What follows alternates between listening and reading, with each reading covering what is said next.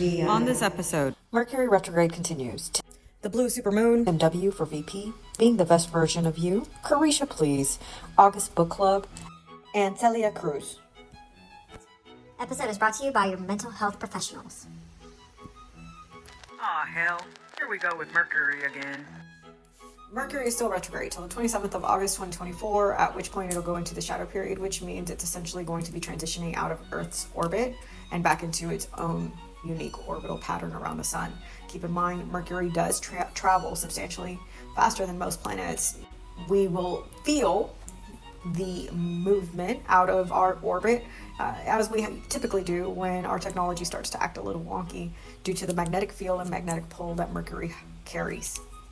Next, August blue supermoon. The first of 2024's 4 consecutive supermoons will appear full from Sunday through Wednesday, giving astronomy fans a rare show when they look to the skies. The full moon will reach peak illumination on Monday at 2:26 p.m. Eastern Time, but will appear full for 3 days, according to NASA.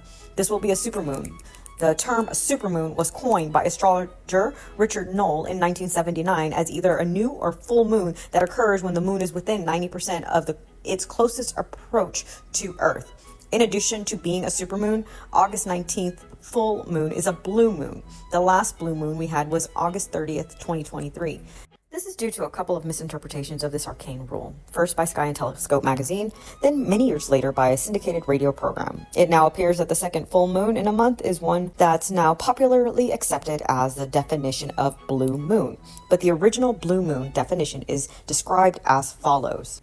The moon phases actually take 29.5 days to complete, which means it takes just 354 days to complete 12 lunar cycles. So every 2.5 years or so, a 13th full moon is observed within a calendar year. This 13th full moon doesn't conform to the normal naming scheme and is referred to as the blue moon. If you go by that rule, then the next blue moon will occur August 19th, 2024.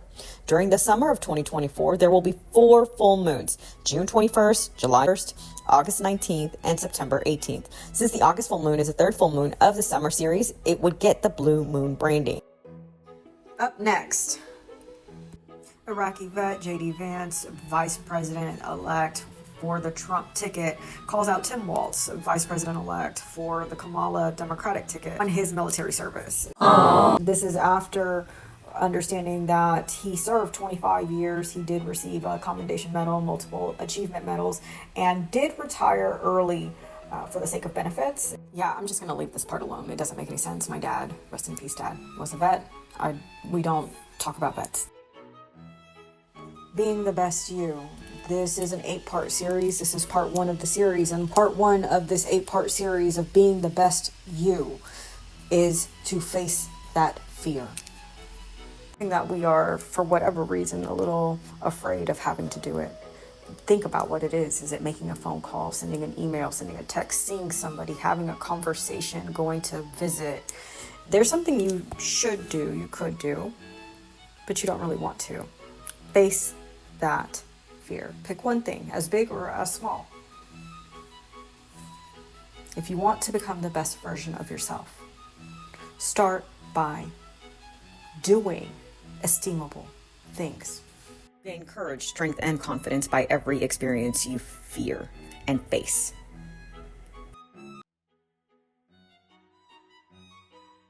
Ensure that your mind, body, and spirit are in the right place, in a place of peace, love, and gratitude.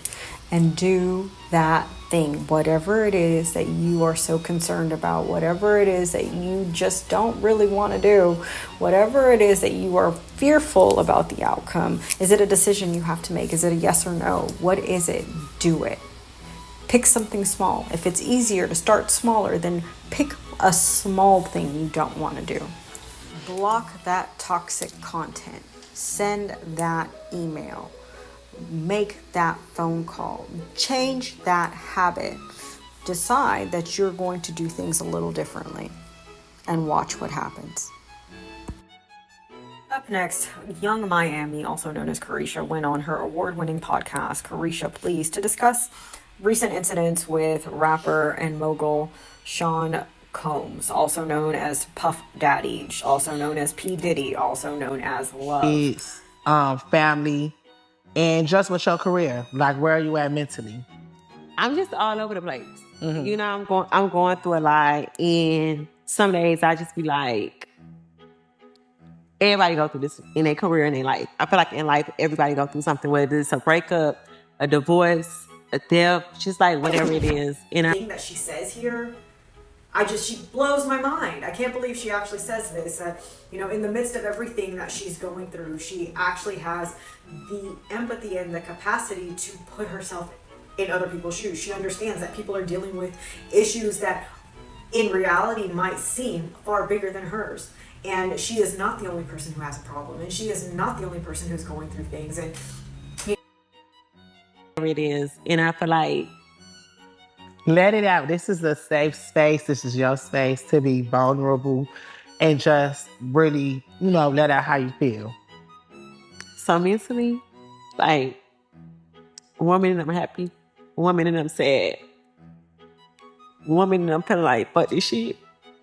And then the next minute. So when it comes to Diddy, why do you think that you are so heavily involved? I was Diddy's biggest cheerleader, and I made him my brand. And I felt like Diddy was on brand for me. I got with Diddy and brought him into my life. I had him at the office. I was still doing. so, mental health alert. We take mental health very seriously here. I have dedicated a lot of time to understanding neurodiversity and understanding what it is that we can do to help other people who are suffering, who are not well.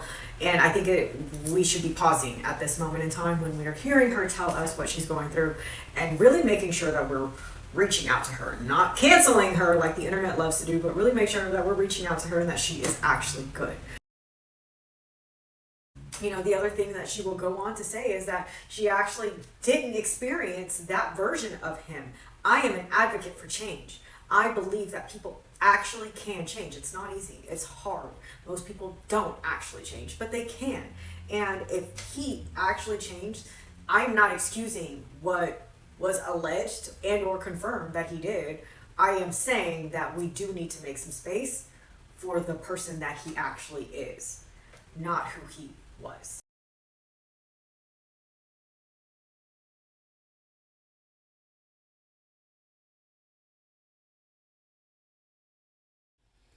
Guys, it's me, V, and welcome to the August Book Club. Let's talk about it. So for August, the book I think we should be reading is The Love Languages of God by Gary Chapman. This is one of my all-time favorite books. I recommend it to everybody, and anyone who knows me knows that I have recommended this book. I do believe that every person should read this book. They have the love languages of children, love languages of teenagers. Please read this book. Drop it in the comments. Let me know what you think. Do you like this book? Did it help? Do you better understand love languages? And I will be doing a video series, a conversation on love languages and understanding what your love language is and how to speak other people's love languages. And lastly, ending this on a positive note, salsa queen Celia Cruz makes history as the first Afro-Latina to grace the U.S. quarter. We salute you, queen. Thanks, guys.